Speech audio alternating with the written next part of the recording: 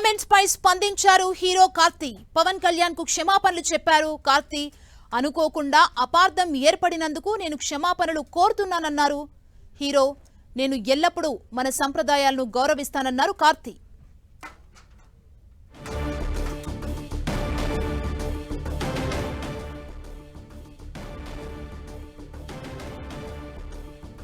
Pawan comments పై స్పందించారు hero Karthi.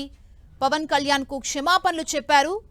అనుకోకుండా అపార్థం ఏర్పడినందుకు నేను క్షమాపణలు కోరుతున్నా అంటూ కార్తీ తెలిపారు. నేను ఎల్లప్పుడూ మన సంప్రదాయాలను గౌరవిస్తానన్నారు హీరో కార్తీ. ఇదే అంశానికి సంబంధించి మరిన్ని డీటెయిల్స్ మా ప్రతినిధి వెంకట్ అందిస్తారు.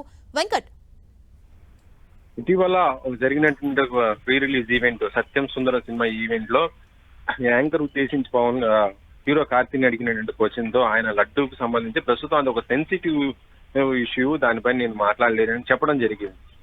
అదే దీనిపైన కొంత వివాదం ఇప్పుడు సినీ ఇండస్ట్రీలో వస్తుంది. ముఖ్యంగా AP deputy CM Pawan Kalyan దీనిపైన చాలా గట్టిగానే మాట్లాడటం జరిగింది. ఎందుకంటే ఇటీవల జరిగినటువంటి ఈవెంట్ లో లడ్డు ఒక సెన్సిటివ్ అంటూ మాట దాటివేయటం ఎందుకు, దానిపైన మాట్లాడవచ్చు కదా, మన హిందూ సాంప్రదాయాన్ని గౌరవించే విధంగా ఉండాలి అంటూ ఆయన చాలా కొద్ది గట్టిగా చెప్పడంతో దీనిపైన ఈ రోజు నా హీరో కార్తీ మళ్ళీ దానికి రిప్లై కూడా ఇవ్వడం జరిగింది.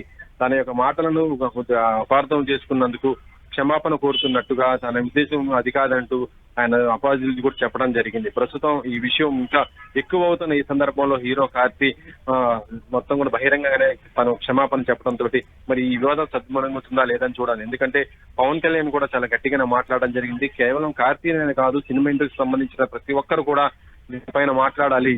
హిందూయిజం పైన కానీ, లేకపోతే ఇటు సనాతన ధర్మాల పైన దాడులు జరుగుతున్నప్పుడు కానీ, వాటి మీద విమర్శలు వస్తున్నప్పుడు కానీ మాట్లాడాల్సిన బాధ్యత అందరిపైన ఉంది. అది అభిమానుల పైన కానీ, సినీ ఇండస్ట్రీ పైన కానీ ఉంది.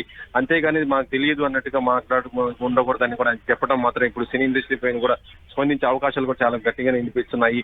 ఇప్పుడు కార్తీ కూడా దీనిపైన స్పందించడం జరిగింది. తను చెప్పింది ఒకటి, జరిగింది ఒకటి కాబట్టి తను బహిరంగానికి క్షమాపణ కూడా చెప్పడం జరిగింది.